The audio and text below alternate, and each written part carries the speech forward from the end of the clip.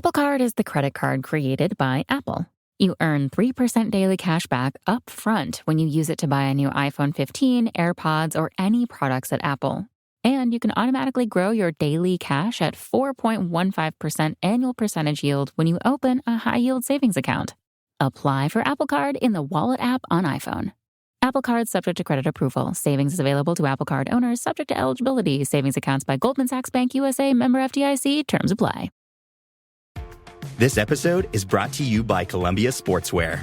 It's snowing again, and that wind chill is killer. But you're not worried about that because you shop the Omni Heat Infinity Collection. It's warmth perfected with tiny gold dots that reflect your body heat inside and protect you from the cold outside. No snow or chilly temps can stop you now. Go out anyway. Shop the Omni Heat Infinity Collection now at Columbia.com/infinity. Salah. Escape Cancelo. Oh, it's brilliant from Mo Salah. And still, Salah. Oh, sensational! Son had a go and still refused it. Oh, what a strike from Yuri Tielemans. De Bruyne. That is what Martinelli, gorgeous. Still going up. Oh, he's done it again. And City have won the Premier League. Ladies and gentlemen, boys and girls, children of all ages, EPL Index proudly brings to you the best prediction podcast in the world, A Tad Predictable, with your host, Tariwa Chanakira, and his guest, Jake Jackman. It's game week 14, and you know what that means. It's time for another brand new episode of A Tad Predictable. We know there are teams that are busy with Champions League this week, but they will soon need to turn attention to the Premier League. And we've got just one fan, Newcastle fan, EPL Index writer, and Twitter, can I call you a Twitter troll? Twitter analyst? Jake Jackman. Am I troll? I saw some people were getting quite upset with you on Twitter today. Sometimes.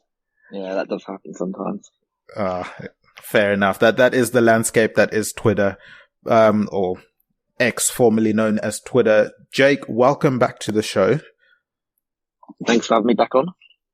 Yeah, it's always good to have you back on. Jake, obviously, before we started recording, we sent over the updated Mohamed Salah Mountain to you. You're going to have a chance halfway through the show to give your initial thoughts on it. I think it's been tweeted out. So we'll see what people have to say with regards to it. It's had some pushback, with regards to one, who's on top of it, and two, some of the names that are on it and not on it, but it's fine. I think, the panel has been working really hard. It's another successful list. I can't fault it, but we'll definitely hear what you have to say about that later on in the show. But we do have a whole batch of games to get through first. Majority of which, if not all of them, are going to be on Saturday.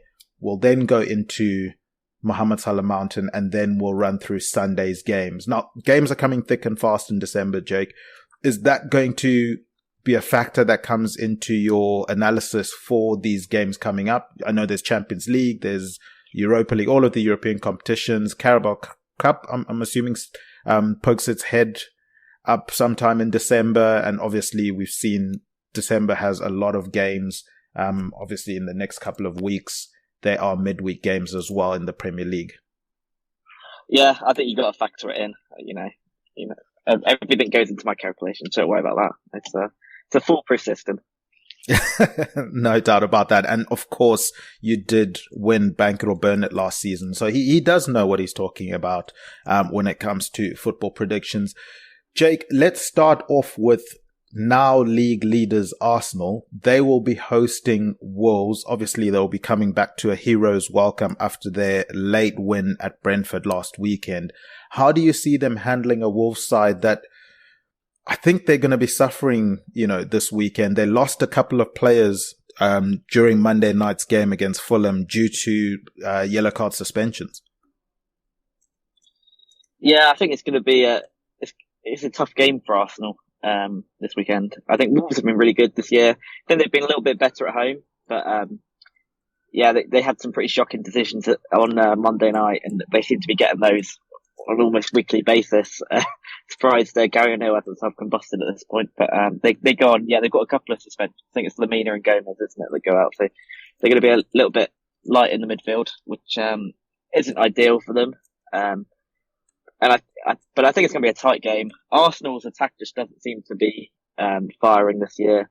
They seem to really disappoint. Martinelli doesn't really seem to be up to much. Jesus and Odegaard have had their injuries, but have not really hit full flow. You'd only say Saka's been the one that's been putting into consistent performances. So, them being at home, you'd think they'll win the game, but I don't think it's going to be a classic. I think it's going to be quite a tight game. I think I'm going to go 2-0 to Arsenal. Just doing suspensions, getting Arsenal an extra goal, otherwise I would have went 1-0. But yeah, I think Arsenal will win. But yeah, I just haven't really been impressed really with them this season. They just seem to be playing with the handbrake on. Whether that is to get more balance to their defence, I'm not sure. But yeah, they just don't seem to be the same attacking force that they were last year. But I think they'll win this weekend 2-0.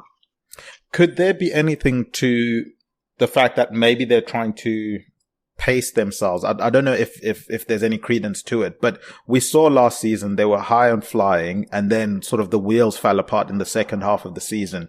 Could it be Arteta's just trying to keep them, defensively solid? Obviously, the aim is to win games, but keep things tight, get wins on the board, and then maybe play a more expansive style of football in the second half of the season when they do have the energy to do that, whereas it seemed like they did it in the first half of the season and kind of ran out of steam towards the end of last season.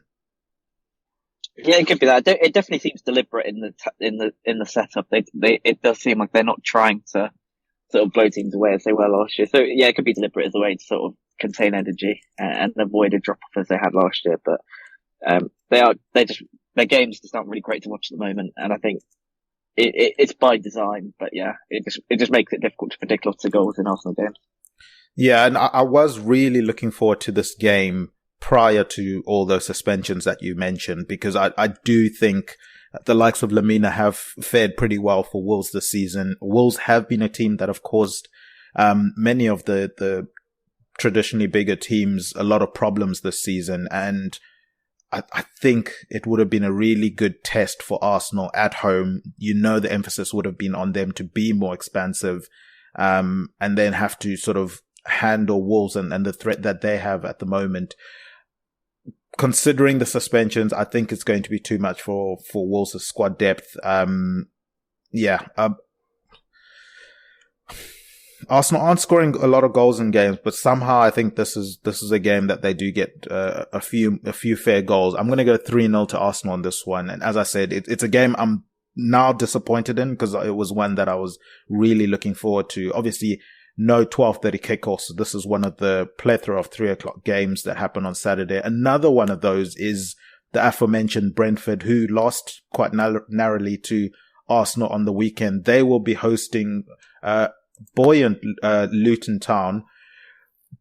What did you make of Luton's win against Crystal Palace? And obviously Brentford, they will be trying to get back to winning ways in this one.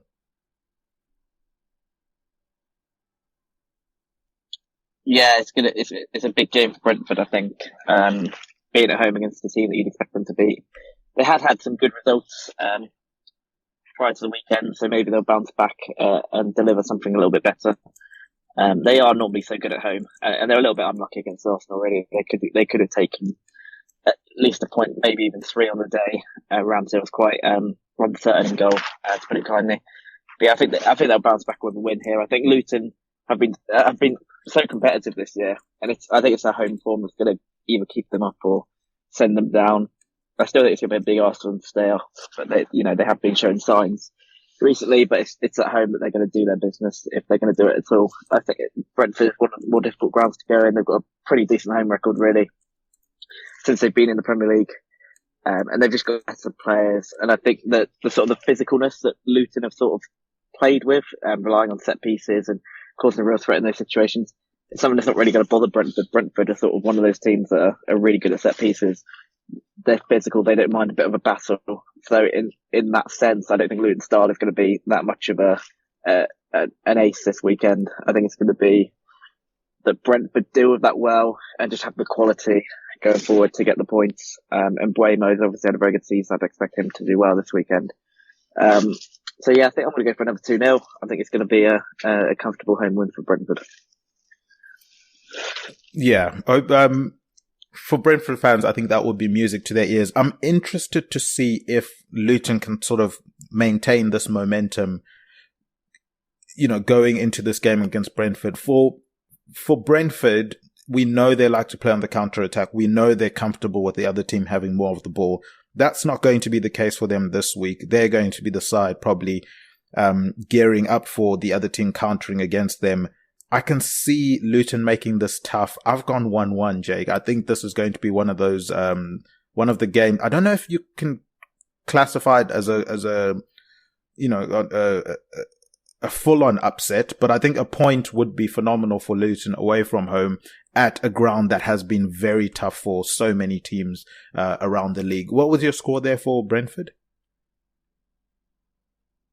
2-0. 2-0 to Brentford. So you're confident that they're going to see that game out. I think that Luton might be able to pull off something in this one. Let's move on to Burnley versus Sheffield United. Now, when it comes to Burnley, I think, and obviously there's one of the players I do want to talk about when we get to Mohamed Salah Mountain. Obviously, Luka has been playing well for them, Koleosho. For me, Burnley's survival kind of rests and falls with how well and how consistent he's going to be this season, because he seems to be the spark for them at the moment. And it's going to be a tall order for him to continue to be, consistent and deliver for them. I know we've seen flashes from him this season.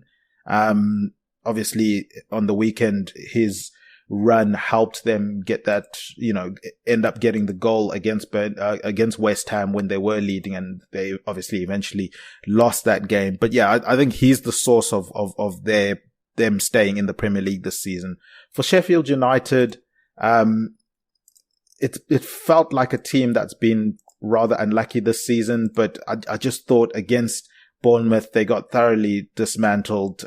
They get that late consolation goal from McBurney, but are you giving them much hope, looking beyond this game? Obviously, this is the proverbial 6-pointer. If you're looking at both of these teams, they're looking at this game. They would have targeted this game. It would have been marked on their calendars as a must-win game. Yeah, it's a must-win for both teams. I think it's probably going to decide which one's going to be the first to get the sack. I think if either of them lose this weekend, I think that's going to be, pretty cut and dried that they're going to lose their job. Even Company, I think if he loses this weekend, I wouldn't be surprised to see Burnley looking for another manager. So it's absolutely huge. And I think it's less about styles of play and quality of player as it is to just the mentality and being able to deal with the enormity of the game. And I really haven't been convinced by Burnley. They're so sloppy at the back. They just don't seem to have any confidence. Whereas at least with Sheffield United, I think we've seen more from them sort of mentally, the way they fought back against Brighton, the home win against Wolves. They do seem, I've just been more, I've not been impressed by either, but I've been slightly more impressed with Sheffield United. I think they're going to go there and win. I'm going to tip the away win. I just think the wheels are coming off completely at Burnley. And I still think that the players at Sheffield United sort of are still buying into what Heckingbottom is selling them. And I just don't think that's the case at Burnley. I think that Company's been shown up. I think I'm going to go for the Sheffield United win. I'm going to go for the surprise. I'm going to go for 2-1. That seems to be a common scoreline in Burnley matches, and going down 2-1. And I think that's going to happen again this weekend. I think Sheffield United are going to get the win. Which probably surprised some, but I've just seen more from them this season than I've seen from Burnley. I don't know if this is one of those games. To me, it looks like one of those games that's going to be end to end, but not going to have too many goals in it to justify how back and forth the game's going to be. I'm going to tip the 1-0 Burnley win. I'm leaning on my boy Luka. I want to see more consistency for him. I want him to prove me right, putting him on that base camp for Mohamed Salah Mountain, and we'll see whether or not he can actually start his climb and start to ascend that mountain. But I do think at home with the crowd against a team that they're familiar with, albeit the fact, Burnley, obviously, they're not necessarily familiar with their own team with the amount of changes that they've had this season. But I think against the teams that they came up with, they're going to have an upper hand, and I can see them winning this one 1-0. Let's move on to Nottingham Forest versus Everton. I don't know if you have thoughts on the Everton points deduction that happened obviously during the international break, and if you do, please do elaborate on that. I spoke on it a bit last time out. For me personally, I think whether or not it was enough of a points deduction will pretty much only be decided, and the story will only really be told if Everton are able to stay up this season. If they are, is the punishment enough of a deterrent? I don't know. And obviously we'll see whether or not the other teams that were relegated are going to pursue, there are rumors that they'll pursue legal action, but I don't know. I don't know whether or not they will. So we'll see from that standpoint. But yeah, from my perspective, I saw it as, that deterrence theory in law, that, people are most likely to be dissuaded from committing a crime if punishment is swift, which we've seen with the Everton situation. They came to a decision quite quickly in, relative to other teams that have investigations going on against them. It has to be certain, obviously, and then it has to be severe. Now, the question is whether or not we find that decision severe enough. As I said, I'll let you talk on that if you want to. They were, I thought, emphatically beaten by Man United from, when you look at it on paper. But when you look at the game, I thought Everton were in it for a good while. They couldn't find the back of the net. But then, United were more clinical. They ended up just running away with the game. And then obviously from the Nottingham Forest side of things, they were looking good against Brighton quite early on. It ended up being quite an interesting game. We know the woes Brighton have defensively. I thought Nottingham Forest capitalized on that quite well, but they then were a bit undone defensively with some magic from Ferguson and Pedro. This could be a good game. It's away from home for Everton, so maybe the pressure will be slightly off the players in that sense. But Nottingham Forest last season were quite good at home. I'm sure they'll be wanting to continue to develop that even more this season.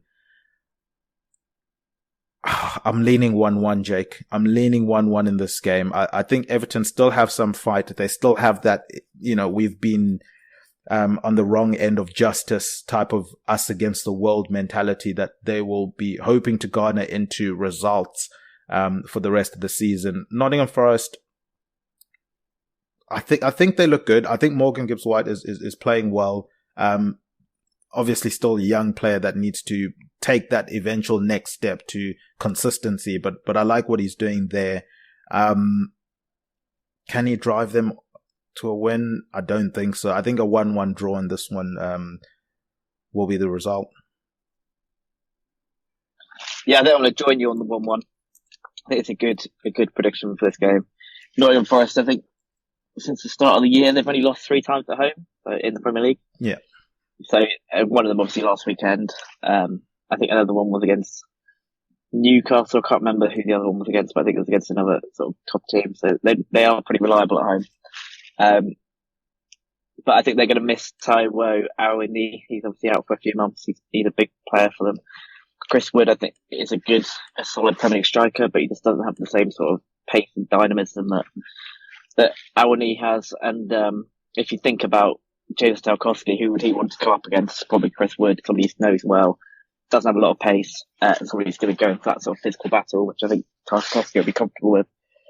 And yeah, I think Nottingham Forest have struggled to find their best team, really. There's pressure on Steve Cooper again. There's sort of rumours going around that he might be losing his job soon, which seems they've been desperate to do that since Nottingham Forest came up, but they just keep getting results when he needs them. So maybe they'll get another one this weekend. But yeah, Everton were good last weekend. If Garnacho doesn't score what's probably going to be the goal of the season, then they don't give away that penalty. They probably get something from the game. They were just very unlucky with those two moments. And yeah, they created so many good chances. Like Calvert-Lewin, I think, had two really good chances. Decore had another one. Yeah, they probably should have scored in that first half. And they've been pretty good all season. They do create a lot of chances. Their finisher lets them down, but they do create a lot. And they don't concede loads of clear-cut chances. So I think they'll be all right. But yeah, I think away from home against Nottingham Forest, it'll be tough. I think 1-1 is a good prediction.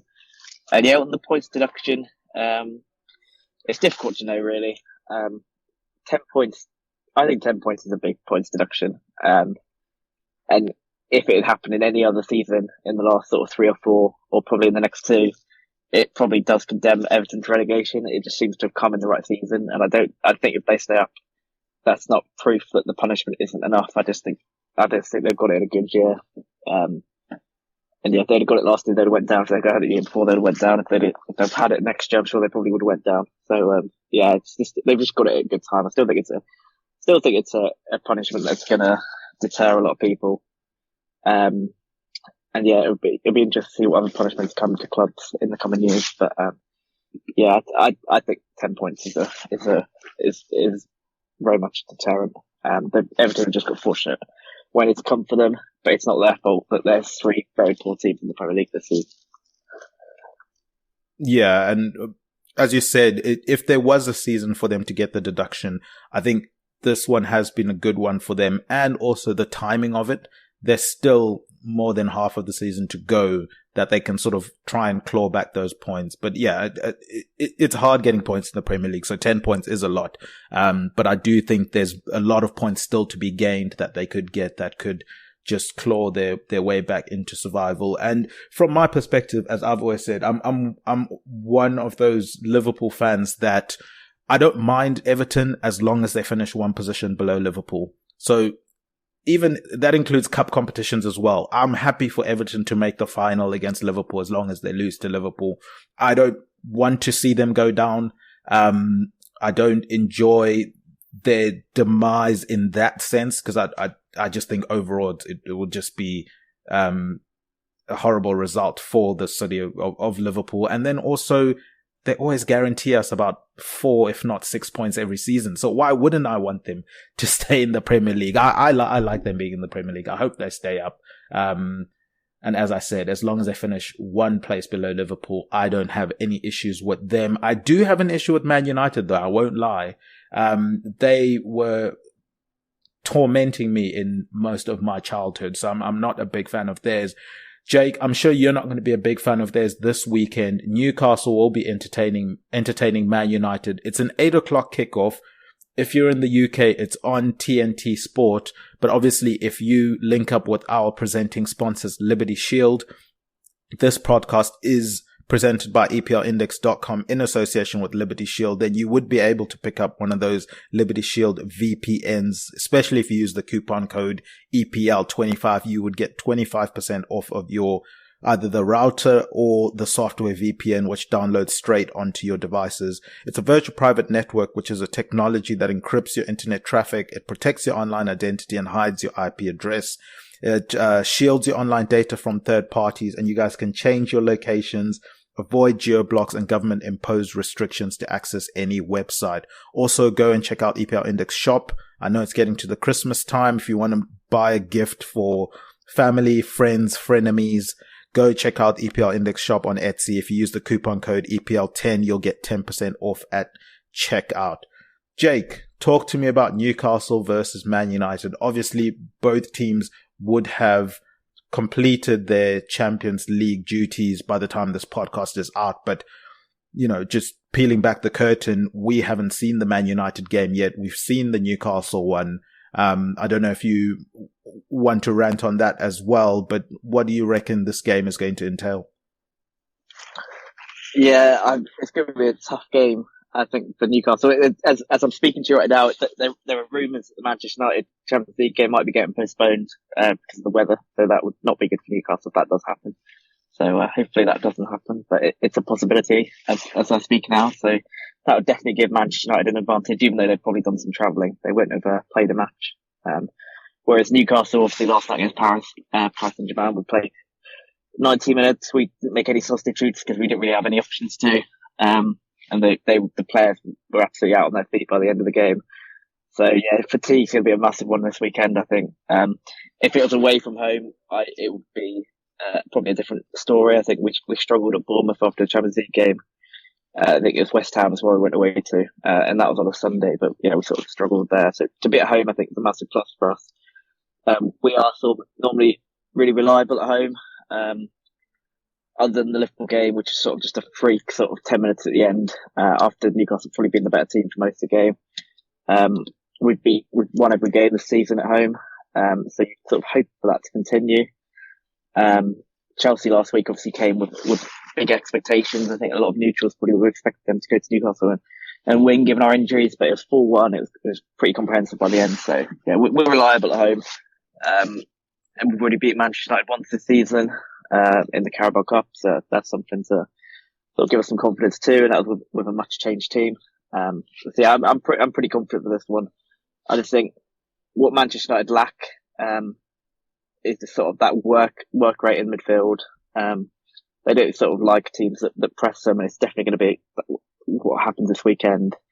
It might be sort of a press at 75% because of the injuries and the fatigue we have, but it's still going to be a press. Yeah, I think we've got enough to beat Manchester United. I think they were lucky at Everton last week. If both teams sort of delivered the same level of performance they showed last weekend, there'd only be one winner. And yeah, it'd be Newcastle. I'm pretty confident. Hopefully we don't have any more injuries. Fingers crossed, I don't think we will. So yeah, I think we'll win this weekend, and that will hopefully give us some time to sort of regroup after that. So yeah, I think it's going to be I think it's going to be a Newcastle win. Probably say, I think I'll go 3-1. 3-1. Yeah, I think we'll win. I was leaning 3-0. But yeah, 3-1. No, I think it's going to be 3-0 to Newcastle. I just think it's going to be an emphatic win. I think the fact that both teams are traveling away in the Champions League, both playing must-win games, sort of neutralizes that worry of fatigue that you head into the weekend with when you usually play in Europe. You know, if they were playing against, I don't know, say, a Brighton or a Brentford that's been rested, I think both teams would be quite worried with the depth that they have at the moment, with the injury list that they have at the moment, going into those games against fresh teams that have had a week to prepare. Whereas both teams are kind of in the same situation. Obviously, Newcastle have that extra day if you want to recover and prepare for the game. But they've both had to travel. They're both playing must-win games in Europe. They can't afford to rest players in those European games. And then they can't afford to rest players on the weekend because they are chasing the pack, so to speak, trying to get back into Champions League for next season. I think it's going to be an exciting game. As you said, it's going to be won and lost in midfield. And we've seen how physical Newcastle's midfield can be. And for majority of the season, they have been.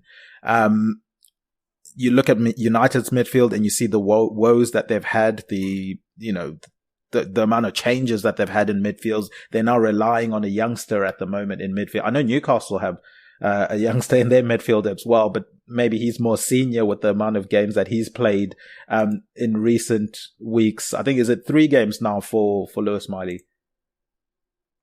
He started twice. No, he started 3 times now. Yeah, 3 times, and he's come off the bench a couple of times. Yeah, he's a seasoned vet. He's a seasoned vet. If you compare him to Mainu at Man United, who had an impressive debut. So we'll see if that continues for them. But yeah, I just think Newcastle's midfield is going to be too physical for them. I think the runners are going to be too much for Man United. I can see Bruno Fernandes throwing his hands up in the air, complaining. It's not going to be a fun game for Man United. It's at St. James's Park in the evening. I mean, can you write a more entertaining atmosphere? Probably Crystal Palace still for me. Crystal Palace evening game, Selhurst Park is still my best. But I think St. James's Park, 8 o'clock, big game against a team that they're looking to take down and take their place, in the echelon of English football. I think it's going to be a tasty game. I think Newcastle come out on top. For Man United, if this result does happen, it's another big game where Ten Hag has come short. And I think, I don't know if there's a seat that is as hot as his. I know you mentioned Company. There are a few other managers that have really hot seats at the moment, but with the expectations of what Man United are meant to be, they can't be getting dismantled in games like this, and their manager gets to live to tell the tale. I think this might be a game that the questions start to get raised again. I've said 3-0.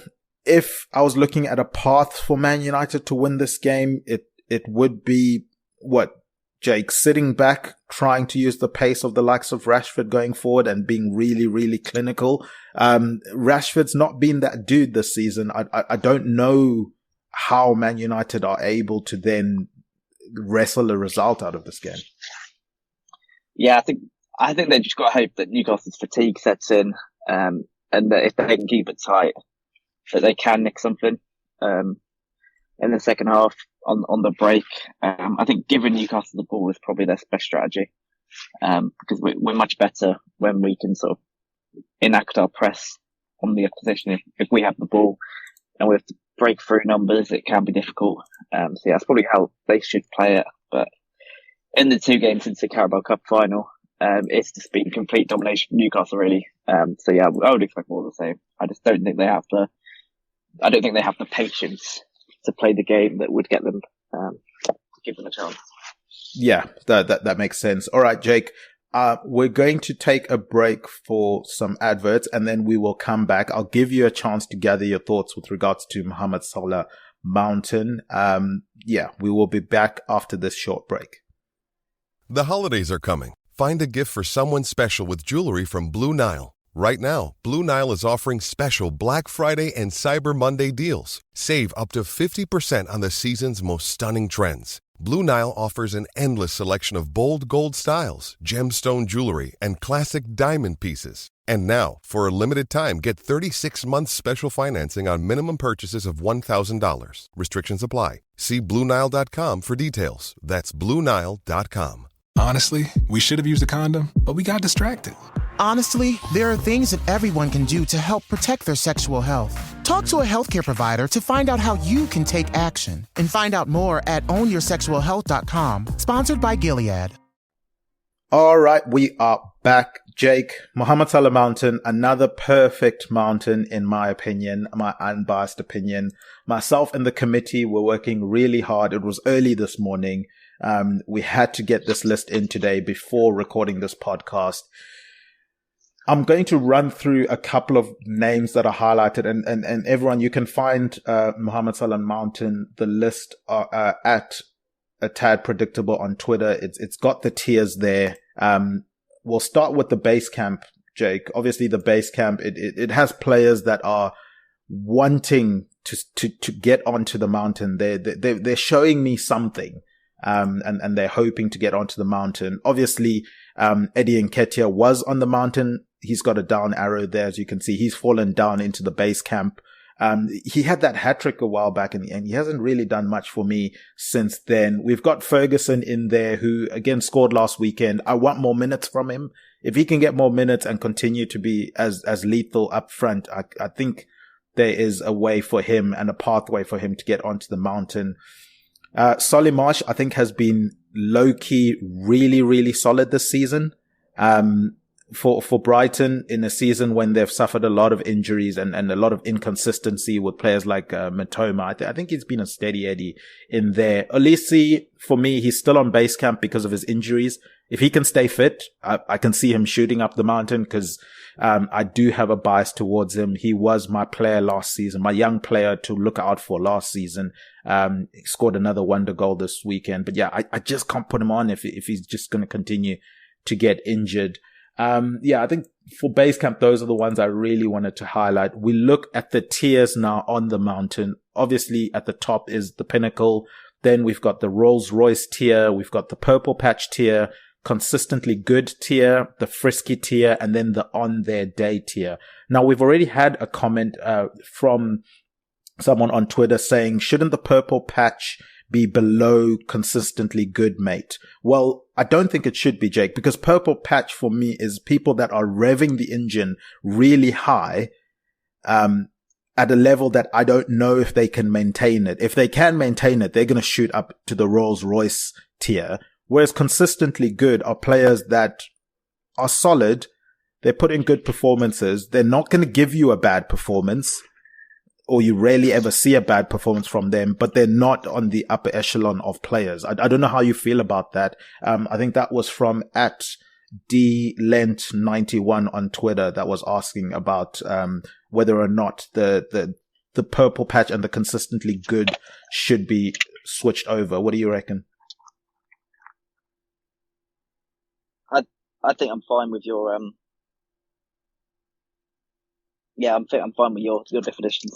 Thank you. Again, proving how well constructed this mountain is. Okay, so in terms of players to highlight, Kudu has jumped onto the mountain. He's in the on their day tier. I think he's been quite good for West Ham. He's one to keep an eye on. I'm interested in how well and how long. Obviously we saw Pedro Neto was on the mountain and he got that injury. So, he had to come off of the mountain because injured players are not considered for the mountain. But Hwang Hee-chan is on the mountain. He's on the frisky tier. I'm enjoying his football at the moment, Jake. And Wolves, I'm sure Wolves fans have been enjoying his season so far. He's been quite clinical in front of goal. Ollie Watkins continues to be in that purple patch mountain. He just can't seem to stop scoring. Rodri is looking impressive in midfield, in my opinion. I don't know if there's many better in world football at what he does. Saka continues to be a Rolls Royce player for Arsenal. You highlighted him when we were discussing Arsenal in terms of no one else is really coming to the party from an attacking standpoint, certainly not at a consistent level. But Saka is doing so. Shout out to Vicario, who I think has surprised a lot of people. I think he's been quite a really, really quality goalkeeper in the Premier League. He probably shoots up in terms of rankings for me in the Premier League. I think he's playing as the second best goalkeeper in the Premier League at the moment.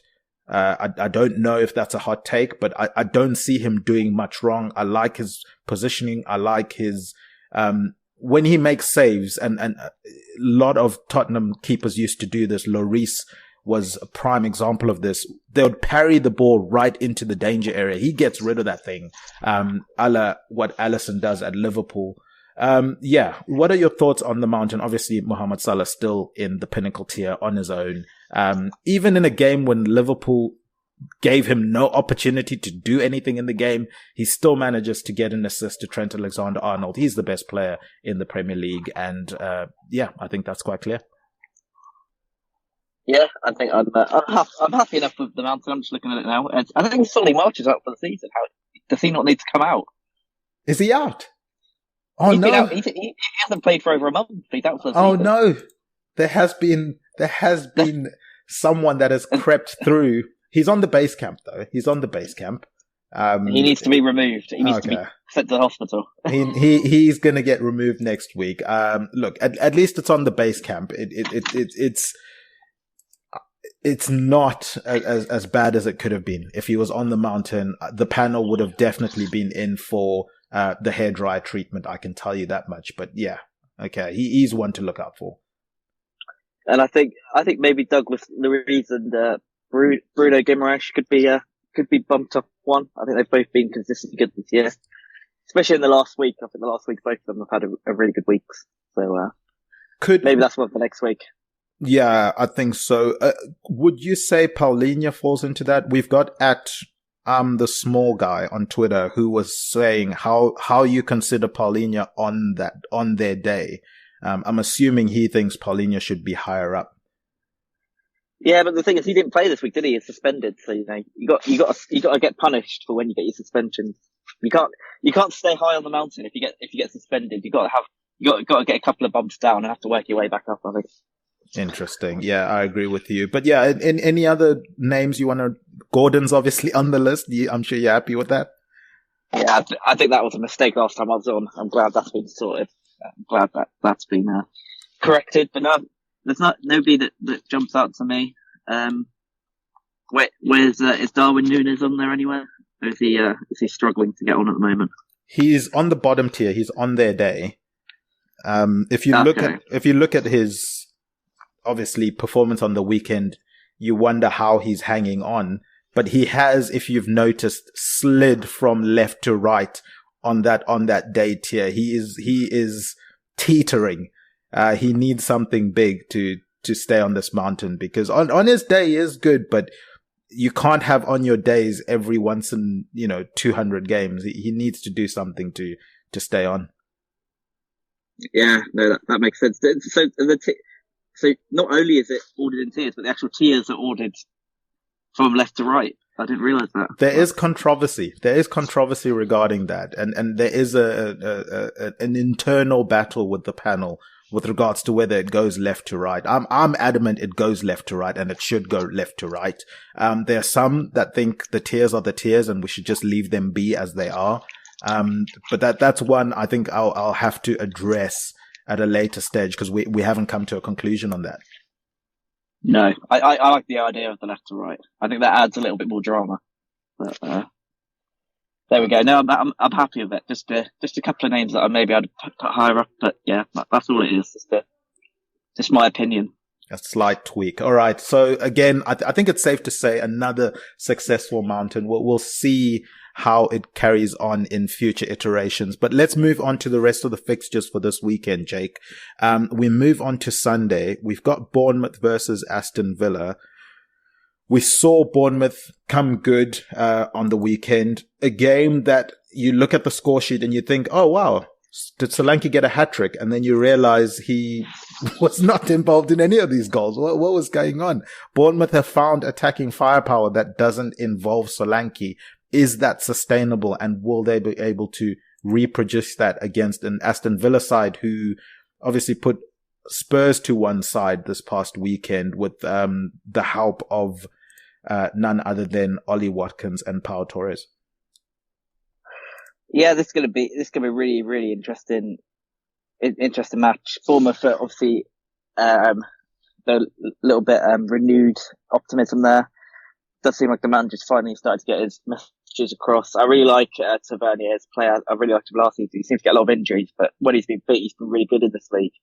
And I think if you looked at his sort of goals and assists per minute since he's moved to Bournemouth, I think it'd be pretty high. So yeah, he's definitely one I'd like to see more of.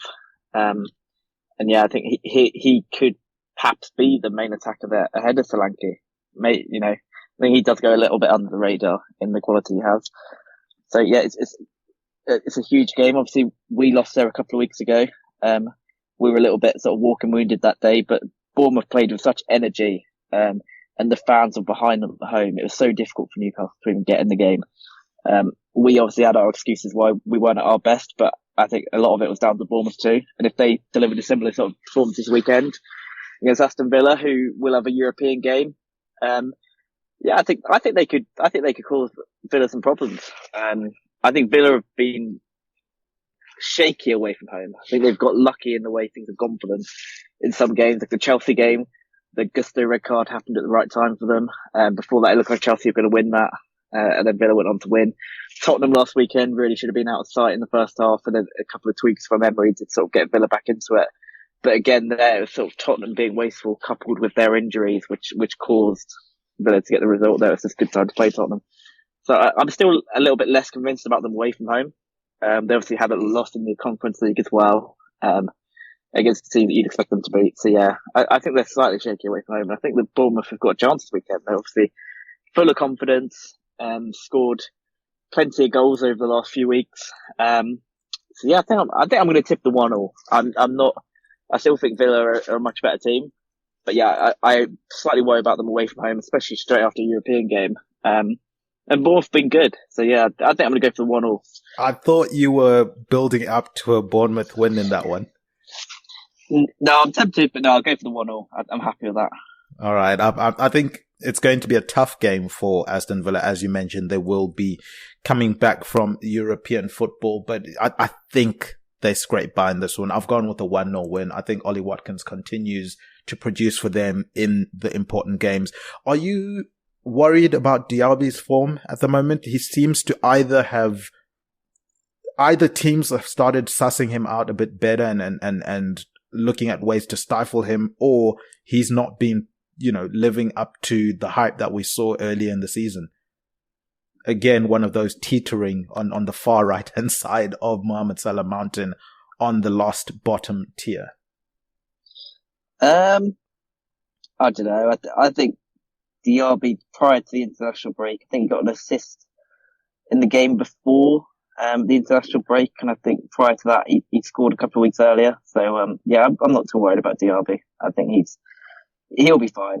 He's just had a couple of bad games, but I think he's still an important player for Villa, and he's got that. I think outside of Watkins, he is their best attacker. So I think a few poor games here and there will adjust to the Premier League is normal, but I wouldn't be too worried about it. Well, speaking of people that shouldn't be worried, long term, I don't think Chelsea should be worried about the team. I think the plethora of talent that they've accumulated over the last couple of transfer windows will see, they will bear fruit eventually. Obviously, they've still got the likes of Nkunku to come back. That's another dimension to that team. But they were emphatically destroyed by Newcastle last weekend. They will be at home this weekend against Brighton. How do you see this game going? For me, I think Chelsea need to have a response to that Newcastle game. Brighton have the, luxury or misfortune of playing in Europe this week. Chelsea have that week. They have the players. They have the squad depth. I just think they face Newcastle. I understand Newcastle have so many injuries and all of that. I just think this Chelsea team that was starting to try and build some sort of momentum faced a Newcastle team at the wrong time. This was not the team they needed to be facing. They needed a few more, games to really grow what they were trying to grow with the Spurs win. And then the draw with Man City, I thought they were starting to build something. And then, as I said, it came crashing down against Newcastle. But is this a good chance for them? Against Brighton, we know they're shaky defensively this season. They've obviously got issues when it comes to the defensive side of things, with suspensions. No Dunk, no Estepina. Lamptey's looking, like he's not going to be able to stay fit at the moment. Webster's injured at the moment, he's expected to be back soon, but not soon enough. It seems like this is the type of game I think a Chelsea team that was starting to build some momentum needs. I can see Chelsea at home, shaking off that Newcastle defeat, being able to take a Brighton side who would have played in Europe to task and win this one 2-0. Yeah, I'm happy with that prediction. I think Chelsea are going to win. I think the big things that went against them last weekend is that Caicedo couldn't start because of being away for international duty and getting back late. And a good Chukwu, who played, he didn't look as good. He's obviously very raw, new to the league, very young. They definitely missed him. I think the change they made at the back didn't suit them either. Badiashile came in and he didn't look as comfortable. That was two big changes that they made that sort of hurt them. I do think they're weak defensively at the moment. We thought they've conceded 8 goals and lost 2 Premier League matches. It's obviously a worry. But I think it's a good time to play Brighton. Brighton obviously going to go for the Europa League. And they've sort of been quite poor after they played in Europe this season. They do seem to struggle with the 3 games of the week. And Chelsea being at home, being able to sort of have an opportunity to bounce back from a really disappointing performance, having a week to prepare for it, I think really does play into their hands. Reece James has been out as a blow, but I think Gusto's been pretty good this season when he has deputised. I think I'm going to go for I'm going to go for a 3-2. I think it's going to be really entertaining, but I think Chelsea are going to get the win. I just really don't trust that defence at Chelsea. I can't see them keep a clean sheet, especially against a team as fluid as Brighton. But I think 3-2. Chelsea get back to winning ways, and it'll be another really, really good game. It does seem at the moment that every single week Chelsea are dishing up really good matches to neutrals. All right, let's move on to the team that played Monday Night Football against Wolves. Obviously, they had some decisions go their way, some would say. I thought they were adventurous. I thought they looked quite positive going forward, and this is obviously Fulham I'm talking about.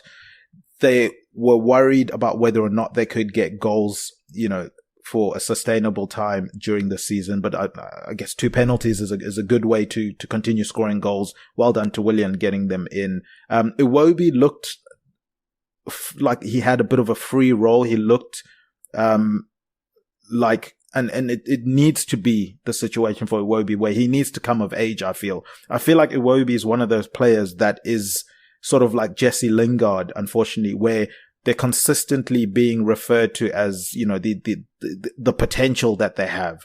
And then they're not quite realizing the potential until it's too late. I think Iwobi, now's the time. He can't be a player that's, talked about with the potential, talked about, what he was when he was coming up at Arsenal. He's well past his Arsenal days. He obviously had that stint at Everton. He's now at Fulham. They need him to be a big player for them. He came good for them with the goal this past week, and I'm sure they'll be hoping he continues to do that going forward. For Liverpool, I think the big thing for them is worrying about Alisson Becker and whether or not that hamstring injury that he appeared to get on the weekend is a significant one. So they'll be holding their breath for him on that one, because I think he's been phenomenal this season. To me, best goalkeeper in the world, especially one-on-one situations, the amount of times he saves Liverpool. And if Alisson is out for a prolonged period of time, I think we are going to finally see how poorly constructed this Liverpool team actually is. The whole McAllister playing central defensive midfielder, I think it's not working in my opinion, but he just so happens to have Virgil van Dijk behind him, who finally is starting to look like the Virgil van Dijk pre his injury. He's got Alisson behind him as well, who is the best, or is at least in contention. I don't think that can be argued for one of the best goalkeepers in world football at the moment. You remove Alisson from that, I think, I think you're going to see Liverpool are not what they appear to be at the moment. Going forward, we mentioned Darwin Núñez. He needs to be more consistent, but again, still in his second year, still a young, raw player. I think he's one that can still be classified as young and raw. Whether or not you want to say the price tag doesn't allow him or afford him the opportunity to be young and raw at that price tag, I guess is an argument that we could have with regarding to him. But yeah, I think Liverpool midfield looks a lot better apart from that central defensive midfield thing. So Bosley, I think, is carrying this team at the moment with his energy in midfield, driving forward. Salah still being Salah, which is a good thing for Liverpool. But yeah, as you can tell, Jake, I'm not as optimistic about this Liverpool team as maybe the league table suggests. I think there are cracks in this team. We know the injury issues they have defensively. We know Matip isn't consistent in terms of staying fit. Konate isn't consistent in terms of staying fit. Robertson is obviously injured at the moment. Can Tsimikas go on a consistent run of good games? Time will tell. I think they have enough against Fulham. I can see, I'm going to say 2-1 because I don't think Alisson plays. And I think Fulham will cause Liverpool some issues, even though it's at home for Liverpool. I know Liverpool have European football this week. They shouldn't play many of their starting players, but we know what Klopp is like. He will play way more starting 11 players than you would expect him to play in that European game, and that might have a knock-on effect in this game. But yeah, I think it will be 2-1. It won't be an easy game. It will be sort of Liverpool scraping through a 2-1 win. I guess from their perspective, a win is a win, but I'm not thinking it's going to be as comfortable as maybe it should look on paper. Yeah, I understand that. Yeah, I think it should be comfortable on paper. I think Liverpool at home are so good, and I don't think Fulham are a very good team really. Especially away from home. I think Paulinho being back is massive. Maybe it's a sort of audition for him to try and get transferred to a bigger club. He'll be key for Fulham. But yeah, I think Liverpool should win this really comfortably. They've been pretty good at home this year. Salah's been in great form. I think Nunes is on the verge of doing something crazy in a Premier League game, like getting a hat trick or scoring a couple, or one day he's just going to score 4 or 5 goals in a game. It's just not going to be surprising. And yeah, Fulham. I think they're going to stay up quite comfortably, but I think they're going to lose a lot of games like this. I think whenever they go away to one of the better teams, I think they're going to lose quite easily. And I think that'll be the case this weekend. If Alisson's out, that'll be a blow, but I don't know how much Fulham will even get in attack anyway. So, I think Kelleher's a decent talent. I don't think it's obviously a big drop off, but I don't think he's terrible by any means. So yeah, I think I'm pretty confident Liverpool win this. I think I'm going to go 3-0. Yeah, I can sort of see your concerns on a bigger level, sort of if it comes to the title, but in this particular game, I don't think there should be any concerns. That is fair enough. Let's move on to West Ham versus Crystal Palace, the penultimate game for this weekend. West Ham looked like they were in trouble against Burnley early on, and then they end up going to win that game without Jared Bowen. Is that optimistic for West Ham that they can win games without, someone that's been sort of their talisman this season? I know James Ward-Prowse would argue that he's been in contention for that this season. But coming up against Crystal Palace, we mentioned them a bit earlier, that 2-1 loss to Luton. But I think the bigger thing for them is not that they lost 2-1. It's that, Eze could be out for a period of time. I know he personally, I think he mentioned he's targeting to be back before Christmas, but depending on how long he's out, Olesi, again, I'm going to throw his name out there. He's going to have to step up quite big to sort of spark this Crystal Palace team. I know when we look at sort of the league table and where they are at the moment, they're in 13th place, 15 points, 10 points clear of, Sheffield United in 18th place in that last relegation spot. From an overall standpoint, it looks quite good, but I think games like this, I know it's away from home, West Ham team that will be coming back from Europe. I'm sneaky targeting this if I'm Crystal Palace. I wish I had an Eze to add to the firepower, but if I'm Crystal Palace, I think if I can come away with a 1-1 in this one, I'll be quite happy. I'm gonna call an upset. I'm gonna call a 1-0 Crystal Palace win in this one. Yeah, I think things at Crystal Palace are quite bad at the moment, though. There's a lot of injuries.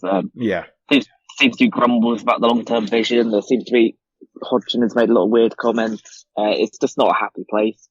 Like, if this was the Crystal Palace at the start of the season, I'd be very confident they could go to West Ham and win. But it's not. And I don't really think West Ham are going to do that well this weekend. I don't think Palace are going to do that well. I think West Ham have struggled after they've played European games. I think they've been a little bit better at home this year, but not massively. They obviously came back to beat Nottingham Forest a few weeks ago there after going 2-1 behind. Got a good win last week at Burnley, but they just seem to be just getting by at the moment. Without Eze, it's going to be tough for Palace. At least they've been back to huge, but I just don't think the mood at Palace is great. I think I'm going to go 1-1 in this one. I think that Palace are going to go there to frustrate West Ham. I don't think West Ham are going to have the answers. They really struggle when they have to have more possession than their opposition. So yeah, I think I'm going to go 1-1. But yeah, it's really not going to be a pretty watch. No, certainly not. Well, I guess the neutrals will be hoping Man City versus Tottenham will be a pretty watch. We know Tottenham are one of the teams reeling from injuries at the moment. They were at the hands of a very controversial tackle last weekend on Bentancur, and I don't know if it's and I'm curious to hear your thoughts on that tackle from Matty Cash, but I don't know if it's the fact that it was a tackle on Bentancur that got people, up in arms more so than the tackle itself. If it had been on someone else, would the outrage been as high as what it was in that game? But I think for me, the interesting thing with Spurs is, yes, they didn't have the James Maddisons. We know Richarlison's injured. Their starting centre back pair is injured. They didn't have their midfield. Sarr was picked up an injury. They had suspensions for the likes of Basuma, etc. They had a lot missing in that game against Aston Villa, but still they went sort of balls to the wall, if I can say, and looked to be very attacking, sort of, we're going to score more goals than you. They created a lot of chances. A lot of them obviously were offside. But going forward, irrespective of the personnel that's playing, it seems like they're going to be a team that are going to be able to create chances and look for ways to be attacking. I know in that Aston Villa game, they almost had, 3 or 4 quarterbacks playing, whether it was from the centre backs or the midfielders, and just having runners, 5 runners making runs, some from deep, some, on the offside line, towing with that line. And then you're playing long balls in behind because they knew Aston Villa had that high line. City have a high line quite similar to that. If you want to do that, I think it could be quite successful against City in the sense that Rodri is very good at breaking down any counterattacks that happen. If you want to bypass him and sort of just go over the top, that could be an avenue that they could be successful against Man City. But it's another home game for Man City. We know their record at home. It was the first time this calendar year against Liverpool last week where they didn't win their home game. So it's going to be a tough task for Spurs. As I said, the personnel that's missing, I think makes this a difficult game for Spurs. I know they've got a good record against Spurs and against Man City in recent history, but I just think looking at who's missing for Spurs, it's a tough one. I'm going to go 2-1 to Man City. But I'm very, very excited for this game because I think Spurs are definitely going to give it a go. Yeah, I think Spurs only know one way under Ange. We saw that when they went down to 9 men. They're not going to be, they're not going to be scared to attack City. And if they had all their players, I think they'd have a really good chance. But yeah, without the players they're missing, it's going to be really tough. I think City are going to be determined to bounce back after dropping points to Liverpool. I think they're going to be really at it this weekend. And just the quality of player, the difference in quality this weekend is going to be huge. I think Son is going to get on the score sheet. He always does well against City. They seem to be one of his favourite opponents. And I'm sure he will get chances. Like, I'm sure Tottenham's style will lead to them getting chances, but I just think City, if you're going to leave your defence wide open and commit men forward, you're asking for trouble really against Haaland. And yeah, I think that they don't really have the defenders that will be back to contain him. Like him going up against Eric Dyer or him going up against Ben Davies is a real concern for Tottenham. So yeah, I think it's going to be a really entertaining watch. But I think City are going to be quite comfortable winners. I think I'm going to go 4-2. I think it's going to be lots of goals in this one. That would be a fantastic way to end the weekend. And obviously, as we mentioned, there are midweek games for the Premier League next week. So it's a busy time for the Premier League. It's been a very busy show. Thank you so much for coming on, Jake. Do you have anything you want to plug, put over, promote before we wrap up? Nothing major. Just check out EPL Index. All my writings are on there. And yeah, check out the EPL Roundtable podcast too. Yep. Guys, from my end, go and check out, as Jack said, EPL Index website, their match previews, post-match reviews, player performances, all of the news that you guys could wish for. That includes transfer rumors and news that is obviously going to start gearing up as we head closer and closer to January. I can't believe we're almost close to another transfer window, Jake. Are you ready for that? Yeah, not ready yet. Let's get December out of the way. Fair enough.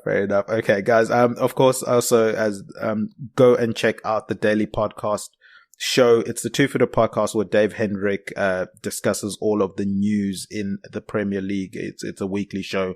And then on the weekend, as Jake has mentioned, go and check out EPL Roundtable, where they will be discussing, reviewing and previewing the happenings around the EPL. Go and follow the show on @TadPredictable on Twitter. Huge thank you to those that did send their comments with regards to Mohamed Salah Mountain. I hope we addressed the issues that you guys did have. And as I said, I'm quite confident that this has been another phenomenal list, in my humble opinion. Thank you to the panel that woke up bright and early to get that one over the line. Go and follow @EPL Index on Twitter. Go and subscribe to EPL Index podcast channel on your podcast providers. Give us 5 stars, write positive comments. That stuff really does help us out. I've been Tadiwa Chinakera. You can find me on our Twitter handle @TadPredicts. Huge thank you to Obi Semenya. He's @JohnEmpireSA, and Jodie McKenna. She's @Spursy141 for our guest intros. Our producer behind the glass, Mr. Guy Drinkle. He's @GuyDrinker on Twitter. He's been Jake Jackman. He's @JakeJackman with 2 N's. And remember, Chisingaperi, Chinoshura.